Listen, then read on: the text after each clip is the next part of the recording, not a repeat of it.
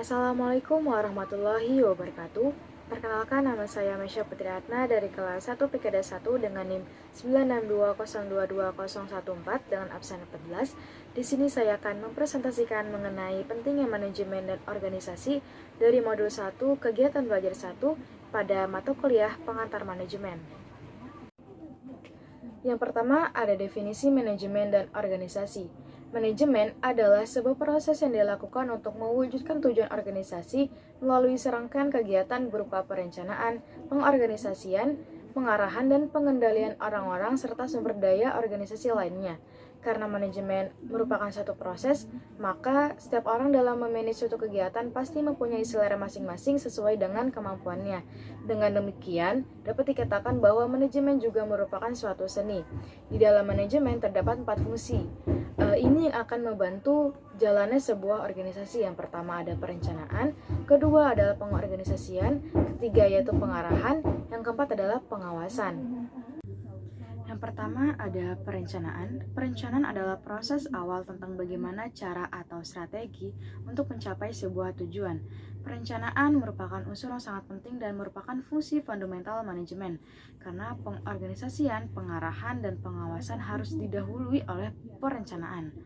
Contohnya, perusahaan A bergerak di bidang penjualan pakaian.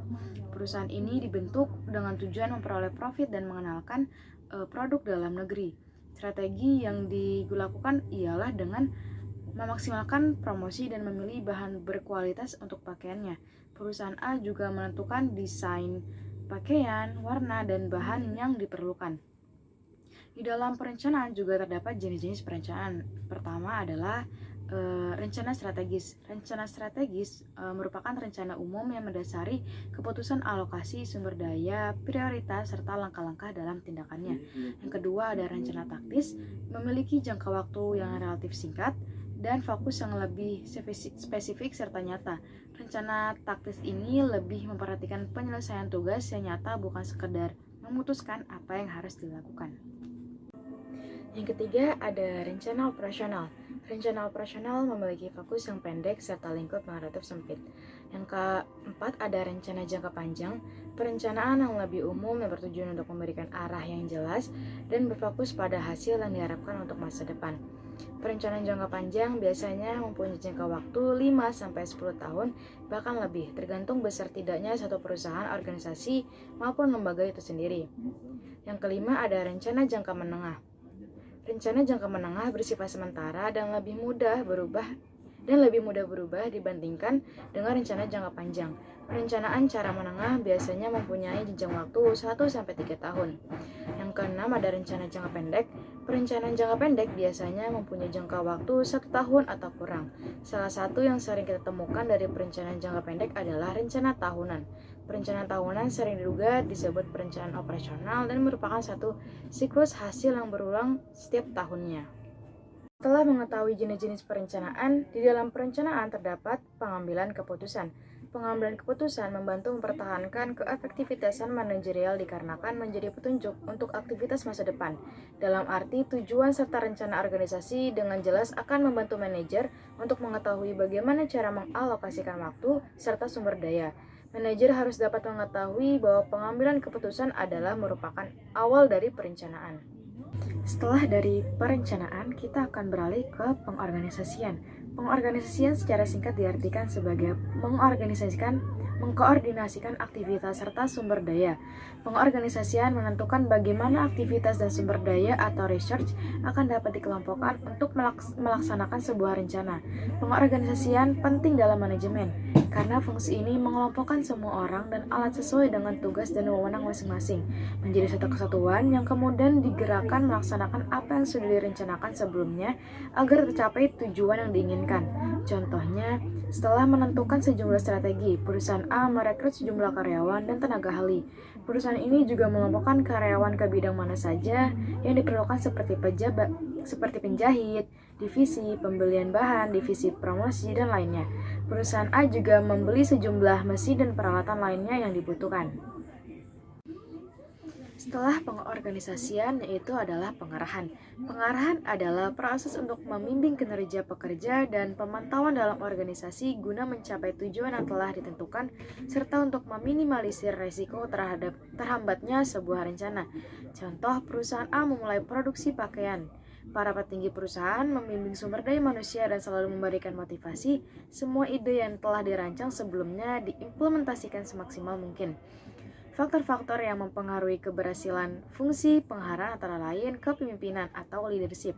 Fungsi pengarahan haruslah dimulai dari pimpinan organisasi. Seorang pemimpin harus mampu bersikap yaitu objektif dalam menghadapi berbagai persoalan organisasi melalui pengamatan objektif dalam menghadapi perbedaan dan persamaan karakter, sifat karakter staffnya, baik sebagai individu maupun kelompok manusia. Pemimpin mempunyai tekad untuk mencapai kemajuan peka terhadap lingkungan dan adanya kemampuan bekerja sama dengan orang lain. Dengan kata lain, pemimpin harus peka dengan kodrat manusia, yaitu mempunyai kekuatan dan kelemahan, tidak mungkin akan mampu bekerja sendiri dan pasti akan memerlukan bantuan orang lain. Setelah pemimpin, yaitu adalah komunikasi. Pemimpin harus mempunyai komunikasi yang baik, jelas, dan mudah dimengerti. Pesan dan instruksi yang diberikan harus sampai dan bisa diterima dengan baik, supaya bisa dijalankan dengan baik juga. Sebagus apapun perencanaannya, jika tidak punya kemampuan komunikasi yang baik, bawahan akan kesulitan menjalankan perintahnya, mengeksekusi perencanaannya, dan hasilnya tidak akan memuaskan dan maksimal. Dan yang terakhir adalah pengawasan. Semua itu akan sia-sia jika tidak ada pengawasan. Pengawasan ini adalah proses mengawasi atau mengevaluasi suatu kegiatan yang dimana kegiatan tersebut apakah sesuai dengan rencana atau tidak. Tujuan pengawasan adalah untuk menghindari kemungkinan adanya terjadi penyelewengan atau penyimpangan baik yang bersifat anggaran atau budgeting ataupun proses dan kewenangan. Contohnya adalah setelah perusahaan A memproduksi pakaian dan menjualnya, mereka melakukan evaluasi. Ternyata masih ditemui beberapa kendala dalam pelaksanaannya. Misalnya terjadi kendala teknis saat produksi dan penjualan. Solusinya ialah mencegah hal itu tidak terulang kembali dan memastikan semuanya berjalan dengan baik. Bagaimana jika tidak ada pengawasan di dalam perusahaan itu? Maka yang terjadi adalah kerusakan dalam kualitas pakaiannya yang menyebabkan perusahaan tersebut menjadi sulit untuk maju. Setelah kita menjelaskan tentang manajemen, kita akan beralih ke organisasi. Organisasi adalah tempat atau wadah bagi orang-orang untuk berkumpul, bekerja sama secara rasional dan sistematis, terencana, terpimpin, dan terkendali dalam memanfaatkan sumber daya, sarana prasarana, data, dan lain sebagainya yang digunakan secara efisien dan efektif untuk mencapai tujuan organisasi. Nah, dalam organisasi terdapat unsur-unsur yang harus ada dalam organisasi tersebut. Yang pertama, harus ada wadah atau tempatnya bekerja sama. Yang kedua, harus ada orang-orang yang bekerja sama. Yang ketiga, kedudukan dan tugas masing-masing orang harus jelas. Yang keempat, harus ada tujuan bersama yang mau dicapai. Jika unsur-unsur tersebut tidak ada dalam organisasi, maka organisasi tersebut tidak akan berjalan secara efisien dan efektif, dan tujuan organisasi tersebut tidak akan tercapai. Pihak-pihak yang berkepentingan dalam suatu organisasi yaitu ada pemimpin, pegawai, pelanggan, serikat pekerja, pemilik dan karyawan, konsumen, supplier, asosiasi perdagangan, pemerintah, dan masyarakat. Banyak cara untuk mengukur hasil kerja suatu organisasi dan salah satu yang umum adalah efektivitas dan efisiensi. Efisiensi adalah kemampuan untuk menyelesaikan suatu pekerjaan dengan benar dengan perbandingan antara sumber daya yang digunakan berdasarkan perhitungan rasio atau perbandingan terbaik antara output dan input. Artinya, beberapa output yang dihasilkan dalam proses dibandingkan dengan input yang masuk. Efektivitas adalah sejauh mana output yang dihasilkan dapat memenuhi sasaran dan tujuan manajemen, di mana ukuran efektivitas hampir selalu digunakan untuk menggambarkan kesesuaian rencana dengan realisasi. Setelah kita mengetahui apa itu manajemen dan organisasi, kita harus mengetahui seberapa pentingnya manajemen dalam organisasi. Organisasi merupakan alat untuk mencapai tujuan. Sebagai alat, organisasi bersifat statis yang menyimpan orang-orang yang mengadakan kerjasama. Untuk itu, perlu digerakkan oleh suatu fungsi atau proses yang disebut manajemen. Jadi jelasnya bahwa dalam setiap pekerja yang ingin mencapai tujuan tertentu atau tujuan bersama diperlukan adanya manajemen. Karena dengan adanya manajemen itulah yang membantu atau memudahkan tercapainya sebuah tujuan. Contoh organisasi adalah kelas. Di dalam kelas terdapat perangkat-perangkat yang seperti cutting, sekretaris, bendahara, serta anggota yang bertujuan agar bisa lulus dengan tepat waktu. Setelah itu ada manajemen. Manajemen adalah satu kegiatan yang digunakan untuk mengatur semuanya dengan baik agar dapat melakukan kegiatan dengan efektif dan efisien. Oleh karena itu, manajemen dalam kehidupan sehari-hari itu sangat penting karena dengan adanya manajemen kita bisa mengatur semuanya kegiatan agar dapat dilakukan dengan efisien dan efektif. Tanpa adanya manajemen, kegiatan kita dalam kehidupan sehari-hari akan tidak teratur. Manajemen dikatakan penting dalam organisasi ketika pekerjaan itu berat dan sulit untuk dikerjakan sendiri, sehingga diperlukan adanya pembagian kerja, tugas, dan tanggung jawab dalam penyelesaiannya.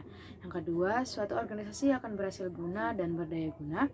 Yang ketiga, manajemen yang baik dapat meningkatkan kinerja dari semua potensi yang dimiliki. Yang keempat, manajemen yang baik akan menghindari dan mengurangi pemborosan. Kemudian, manajemen merupakan suatu pedoman pemikiran dan tindakan kegiatan organisasi.